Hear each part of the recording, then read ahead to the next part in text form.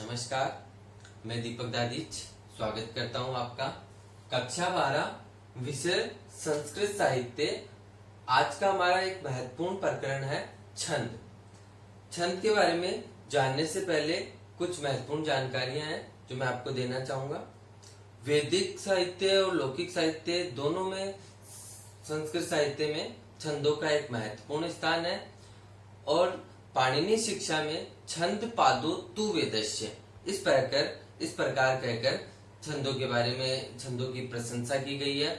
और आचार्य पिंगल जो कि छंद शास्त्र के ज्ञाता माने जाते हैं, ऐसा माना जाता है कि छंदों की रचना आचार्य पिंगल द्वारा की गई थी। उन्होंने छंदों को दो भागों में बांटा गया है। पहला वर्णिक छंद, दूसरा मात्रिक छंद। वर्णिक छंद जिन छंदों की पहचान वर्णों के आधार पर की जाती है वो वर्णिक छंद होते हैं, और जिन छंदों की पहचान मात्राओं के आधार पर की जाती है उन्हें मात्रिक छंद कहते हैं। इस प्रकार छंदों के दो रूप हम देखेंगे। आइए छंद के कुछ नियमों के बारे में हम जानते हैं। आइए शुरू करते हैं। सबसे पहले छंद की परिभाषा हम जानते हैं। पद लिखते समय वर्णों की एक निश्चित व्यवस्था रखनी पड़ती है। यह व्यवस्था छंद वृत्त कहलाती है। अर्थात कोई भी पद लिखते समय अर्थात कोई भी श्लोक की रचना करते समय हमें वर्णों की एक निश्चित व्यवस्था रखनी पड़ती है। एक निश्चित वर्ण होने चाहिए कि 8, 10, 12 इस प्रकार एक निश्चित वर्ण व्यवस्था होनी चाहिए, और यही व्यवस्था छंद अथवा वृत्त कहलाती है। इसके बाद में छंद अथवा वृत्त के भेद। छंदों को या वृत्तों को कितने भागों में बांटा गया है, इनके कितने भेद हैं। प्राय प्रत्येक पद के 4 भाग होते हैं। हम देखते हैं किसी भी श्लोक को प्राय हम 4 भागों में बांटते हैं जो कि पाद अथवा चरण कहलाते हैं। अर्थात प्रत्येक लाइन को पाद अथवा चरण कहते हैं। इसके बाद में इन्हें 3 वृत्त में बांटा गया है, मतलब 3 प्रकार के वृत्त होते हैं। भाग समवृत्त, अर्ध समवृत्त और विषमवृत्त। जैसा कि हमें नाम से ही पता चल रहा है, समवृत्त जिसमें पहली, दूसरी, तीसरी और चौथी चारों चरणों में सभी वर्ण अगर समान हो तो वह समवृत्त कहलाते हैं। अर्थात पहली पंक्ति, दूसरी पंक्ति, तीसरी पंक्ति और चौथी पंक्ति इनमें वर्णों की संख्या अगर समान हो तो वह समवृत्त कहलाता है। इसके बाद में दूसरा आता है अर्ध समवृत्त। अर्ध समवृत्त के अंदर पहला चरण और तीसरा चरण समान होगा और दूसरा चरण और चौथा चरण समान होगा। इस प्रकार पहला और तीसरे का जोड़ा दूसरे और चौथे का जोड़ा होगा। इस प्रकार 2 चरण आपस में समान होने पर अर्ध समवृत्त कहलाते हैं। उसी प्रकार तीसरा विषमवृत्त। विषमवृत्त जैसा कि नाम से पता चल रहा है, सारे विषम पहला, दूसरा, तीसरा और चौथा सभी वर्णों में अलग अलग वर्णों की संख्या होने पर, यानी वर्णों की संख्या अलग अलग होने पर सभी वर्ण अलग होते हैं और वो विषमवृत्त कहलाते हैं। इस प्रकार हम छंदों में 3 प्रकार के वृत्त देखेंगे, समवृत्त, अर्ध समवृत्त और विषमवृत्त। आगे चलते हैं। गुरु और लघु की व्यवस्था। अर्थात गुरु और लघु के चिन्ह किस प्रकार होते हैं, किस प्रकार इन्हें लगाया जाता है, कौन से शब्दों में इनका प्रयोग किया जाता है, उसके बारे में एक श्लोक देखेंगे हम। सा अनुस्वारश्च दीर्घश्च विसर्गी च गुरु भवेत वर्ण संयोग पूर्वश्च तथा पादा अंत गो अपि च। अर्थात अनुस्वार, दीर्घ, विसर्गी, संयोग पूर्व से यानी संयुक्त अक्षर वाले पूर्ण वर्ण गुरु भवेत, सभी वर्ण गुरु होंगे अर्थात बड़े होंगे। जहां गुरु का चिन्ह होता है वहां पे ये एस का साइन आता है, और जहां लघु होता है वहां पे आई का इस प्रकार का साइन आता है। तो अनुस्वार, विसर्गी, दीर्घ और संयुक्त अक्षर पूर्व इस प्रकार के वर्णों के अंदर गुरु होगा और इसके अलावा बाकी सारे वर्ण लघु होंगे। इस प्रकार हमें इस श्लोक की पहचान करनी है।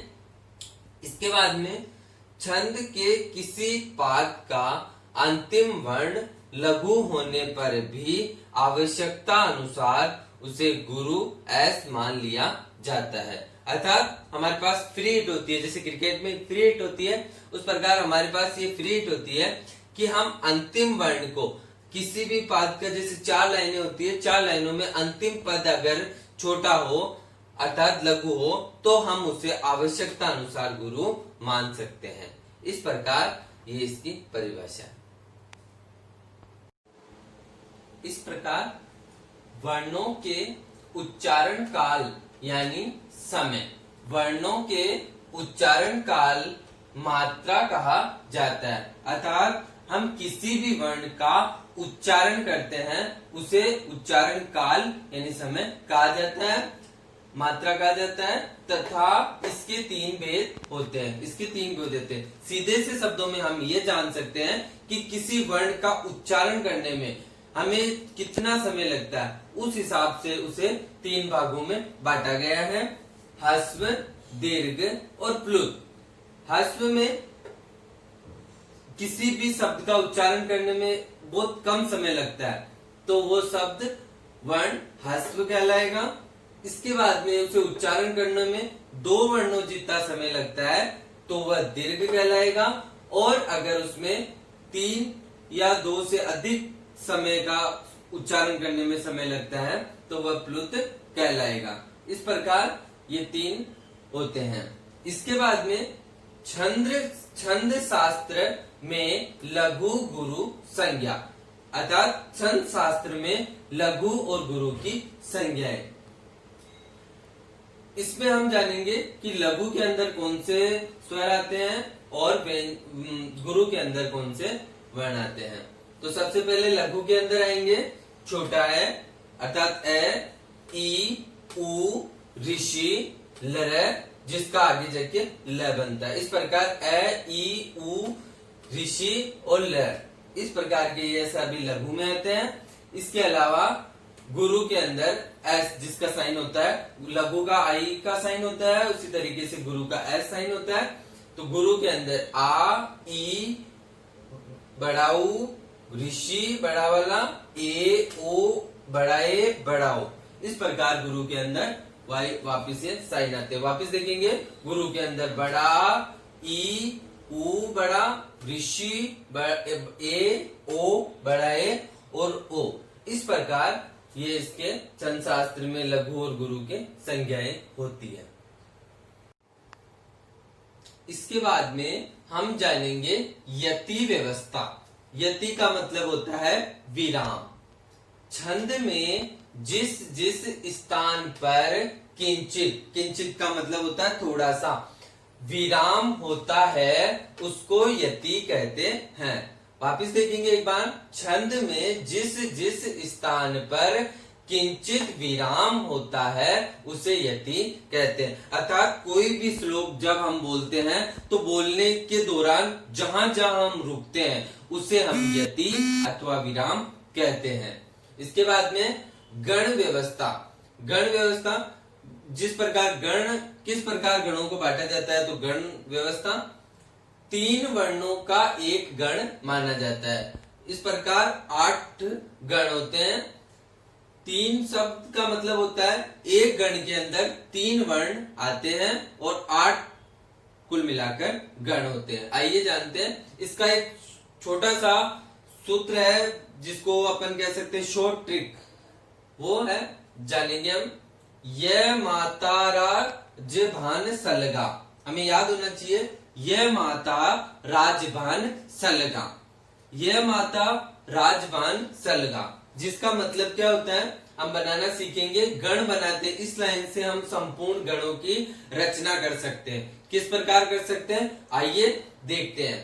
सबसे पहले यह का यगण, मैं का मगण, ता तय का तगण, रे का रगण, जय का जगण, भय का भगण, न का नगण, स का सगण और ल और ग, इनका मतलब होता है लघु और गुरु। इस प्रकार हमें ये लाइन याद होनी चाहिए जिससे हम सारे गणों की रचना कर सकते हैं। सबसे पहले ये छोटा है, माँ बड़ा, ता बड़ा, तो यगण के अंदर हमारे मात्राएं या गण चिन्ह होंगे आई, एस एस यानी गुरु गुरु। तो इस प्रकार हमारा पहला साइन बना आई एस एस। उसी तरीके से दूसरा आया मैं का होगा मगन, मा बड़ा, ता बड़ा, रा बड़ा। तो इस प्रकार तीनों के चिन्ह आए बड़ा बड़ा बड़ा। उसी प्रकार तगन, तगन का आया ता बड़ा, रा बड़ा, ज छोटा। तो इस प्रकार ता रा ज बड़ा बड़ा छोटा। उसी तरीके से रे का रा बड़ा, ज छोटा, भा बड़ा। तो उसी प्रकार रा बड़ा, ज छोटा और भा फिर बड़ा। इस प्रकार का गण चिन्ह बना। इससे अगला 5वें नंबर का आता है ज छोटा, भा बड़ा, न फिर छोटा। तो इस प्रकार लघु गुरु और वापस लघु, जगन छोटा बड़ा छोटा। इसके बाद भय का बन भा बड़ा, न छोटा, स छोटा। तो भगन का बना बड़ा छोटा छोटा। उस प्रकार अगला है 7वें नंबर पर न से ल, तीनों छोटे छोटे छोटे छोटे। तो हमारा शब्द बनेगा न से ल, तीनों छोटे।